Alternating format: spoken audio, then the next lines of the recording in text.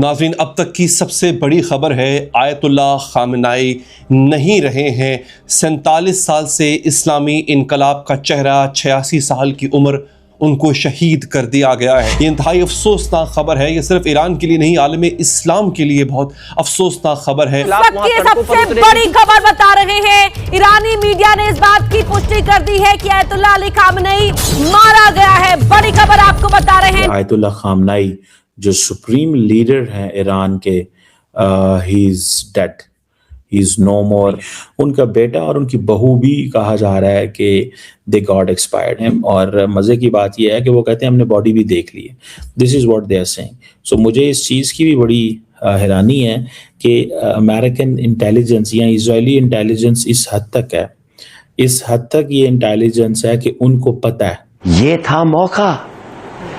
Trump and Netanyahu ये दोनों चाहते थे ऐसा कुछ हो।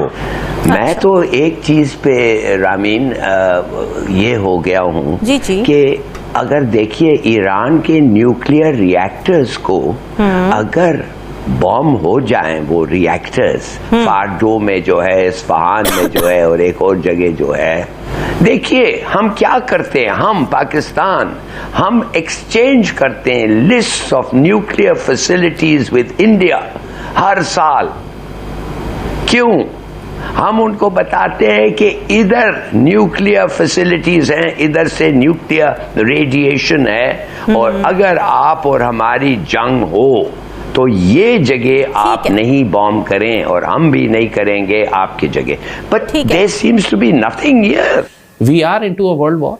हमको ये रियलिटी अब समझ लेनी चाहिए। हमारी कौम अभी तक डिल्यूजन में है, ये समझ रही है कि पहले वाला दौर है, कोई प्रॉब्लम नहीं है, हम उसी तरह ज़िंदगी गुजारेंगे जैसे हम गुजारते थे। इस वक्त while we are talking to each other, दुनिया के 4 बड़े दारुल हुकूमत हैं जिन पर बॉम्बिंग हो रही है। तेहरान पर बॉम्बिंग हो रही है, तेल अवीव पर बॉम्बिंग हो रही है, मॉस्को पर बॉम्बिंग हो रही है, कीव पर बॉम्बिंग हो रही है। इस वक्त हर मुल्क अपने ताकत के जोर पर अपनी फैसले कर रहा है।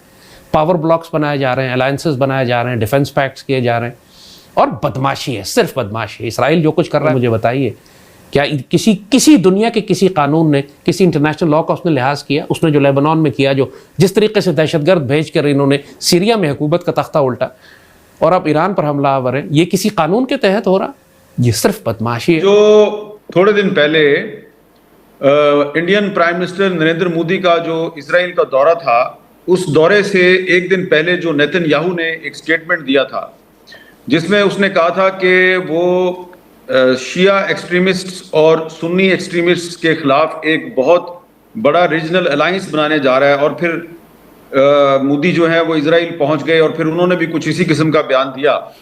तो वो एक खुली इंडिकेशन थी कि इजराइल और अमेरिका मिलकर न सिर्फ ईरान पर हमला करेंगे, बल्कि इसके बाद इंडिया और इजराइल मिलकर कुछ और ममालिक जो हैं, जिनमें पॉसिबली पाकिस्तान भी शामिल है, उनके खिलाफ भी जारहियत का इर्तिकाब करेंगे। ये सबको पता था कि जो दोबारा टॉक्स की जा रही हैं इंटरनेशनल एटॉमिक एनर्जी एजेंसी और ईरान के दरमियान, उसमें ओमान को भी डाला गया। वो सारा एक डिसेप्शन था, फ्रॉड था, धोखा था, और इजराइल और अमेरिका ने मिलकर ईरान पर हमला करना ही करना था। और अब मुझे लगता है कि इसके बाद जो अगला मरहला है, उसमें इजराइल और इंडिया मिलकर पाकिस्तान के खिलाफ कोई ड्रामा करेंगे या कोई एक किसी जारहियत का इर्तिकाब करेंगे। क्योंकि अगर ईरान में रजीम चेंज होती है तो इसका मतलब ये है कि वो सिर्फ उसके बाद ईरान टारगेट नहीं होगा, उसके बाद पाकिस्तान भी टारगेट होगा। हामिद मीर साहब, पाकिस्तान के लिए ओवरऑल आपने अपने पहले जवाब में तो मुख्तसर बात की, लेकिन एक तरफ 48 घंटे पहले, यानी कि पिछले 2 दिन से हम पूरी कुव्वत से अफगानिस्तान में जो हुकूमत है या जो वहाँ पे उनकी प्रॉक्सीज है उनको जवाब दे रहे हैं, और फिर अब ये जंग शुरू हो जाना हमारे वेस्टर्न बॉर्डर्स पे। बलूचिस्तान वैसे ही एक हॉट बेड है दहशतगर्दों का, और अगर वहाँ पे किसी किस्म का रिजीम चेंज होता है ईरान में तो उसका कितना यहाँ पे स्पिल ओवर होगा। पाकिस्तान के लिए बड़ी पेचीदा सिचुएशन है, और ख़ासतौर पे जैसे आपने कहा एक बात कि अगर ईरान में रिजीम चेंज हो जाता है तो फिर सब यही बातें कर रहे हैं कि क्या अब पाकिस्तान अगला हदफ हो सकता है? मुझे तो इसमें कोई शक नहीं है कि ईरान के बाद पाकिस्तान जो है वो हदफ होगा। उसकी वजह यह है कि एक तरफ तो डोनाल्ड ट्रंप जो है वो पाकिस्तान के बारे में बड़े अच्छे ख्याल रखते हैं, पाकिस्तानी लीडरों की बड़ी तारीफें करते हैं, लेकिन दूसरी तरफ डोनाल्ड ट्रंप जो है वो अमेरिका के की जो सिक्योरिटी इस्टेब्लिशमेंट है उसके अंदर उस माइंडसेट को रिप्रेजेंट करते हैं, वो सिक्योरिटी इस्टेब्लिशमेंट की उस सोच के नुमाइंदा हैं जो कि पाकिस्तान के न्यूक्लियर प्रोग्राम को हर सूरत में ख़त्म करना चाहती है, आज से नहीं कई साल से ख़त्म करना चाहती है। और इसके लिए वो कुछ भी कर सकते हैं, इसराइल के साथ भी कोलैबोरेशन कर सकते हैं, इंडिया के साथ भी कोलैबोरेशन कर सकते हैं। तो मुझे तो कोई शक नहीं है कि ये ईरान जो है उसके न्यूक्लियर प्रोग्राम को ख़त्म करने के बाद या वहाँ पे रजीम चेंज के बाद वो पाकिस्तान में रजीम चेंज ना करें, कुछ भी ना, वो पाकिस्तान पे दबाव बढ़ाएं कि भैया अब आप अपना न्यूक्लियर प्रोग्राम है उसको ख़त्म करें। और वो किसी भी सूरत में दुनिया में एक इस्लामी मुल्क जो है उसको न्यूक्लियर पावर के तौर पे नहीं देख सकते। लेकिन जहां तक ये जो आपने जिक्र किया कि इस वक्त जो हमने अफगानिस्तान में एक मुहाज खोला है, मेरा ख्याल है कि ये पाकिस्तान के जो अरबाब इख्तियार हैं उन्होंने बहुत सोच समझ के किया है। आप देखें इसकी टाइमिंग बड़ी इंपॉर्टेंट है। जिस दिन नरेंद्र मोदी जो है वो इजराइल पहुंचे और नेतन्याहू जो है उसने एक रीजनल कोऑपरेशन इलाकाई इत्तेहाद का ऐलान किया, तो उसके फौरन बाद जो अफगानिस्तान की तरफ से पाकिस्तान के खिलाफ जारहियत की गई, जिसमें कि एक जो गल्फ कंट्री है, एक खलीजी मुल्क है, उसकी गैर एलानिया हल्लाशेरी और तायद भी अफगान तालिबान को हासिल थी। उन्होंने एक्सपेक्ट नहीं किया था, उनको तवक्को नहीं थी कि पाकिस्तान इतना भरपूर तरीके से जवाब देगा। मेरा यह ख्याल है कि पाकिस्तान की सिक्योरिटी एस्टेब्लिशमेंट को पहले से एहसास है कि इजराइल और इंडिया मिलकर पाकिस्तान के खिलाफ कोई जारहियत कर सकते हैं, जिसमें कि डायरेक्टली और इनडायरेक्टली अफगान तालिबान भी हिस्सा बन सकते हैं। सही। तो उसको काउंटर करने के लिए पाकिस्तान ने वक्त से पहले ही अफगान तालिबान के उन तमाम बेसिस को तबाह बर्बाद कर दिया है, बल्कि उनका 32 किलोमीटर का इलाका जो है योब सेक्टर में, उस पर कब्जा भी कर लिया है, जहां से कि पाकिस्तान के खिलाफ जारहियत की जा सकती थी। तो मेरा यह ख्याल है कि अगर इजराइल और इंडिया मिलकर पाकिस्तान के खिलाफ कोई भी जारहियत करते तो उसमें अफगान तालिबान ने भी फायदा उठाने की कोशिश करनी थी, लेकिन अब वो इस पोजीशन में नहीं रहे। अब उनको चाहिए कि वो अपने बागराम बेस की फिक्र करें, क्योंकि ट्रंप की नजर बागराम पर भी है। सही है। आसिफ दुरानी साहब, एक तो इस बात का भी जवाब दीजिएगा कि अब पाकिस्तान सिफाती तौर पे क्या कर सकता है जब ईरान में एक जंग छिड़ चुकी है, क्या रोल अदा कर सकता है? और दूसरा कि क्या वाकई पाकिस्तान को भी थ्रेट है, क्योंकि ऑब्वियसली जो अमेरिका और ईरान के ताल्लुकात हैं वो बहुत मुख्तलिफ है जो अमेरिका और पाकिस्तान के ताल्लुकात रहे, क्योंकि ईरान तो ऑब्वियसली एक एक्सिस ऑफ रेजिस्टेंस चलाता था, पाकिस्तान तो हमेशा एक अलाय रहा है। तो क्या पाकिस्तान को भी इस पे इस वक्त तशवीश होनी चाहिए कि क्या होगा अगर ईरान में किसी किस्म की रिजीम चेंज होती है? तशवीश तो इसलिए होगी कि ईरान हमारा डायरेक्ट नेबर है और इसलिए हमारे बॉर्डर में, फिर ये कि ईरान बलूचिस्तान जो है वहाँ पे भी ट्रबल है और हमारे बलूचिस्तान में भी BLA एक्टिव है, ये एक हमारे लिए तशवीश का बात है।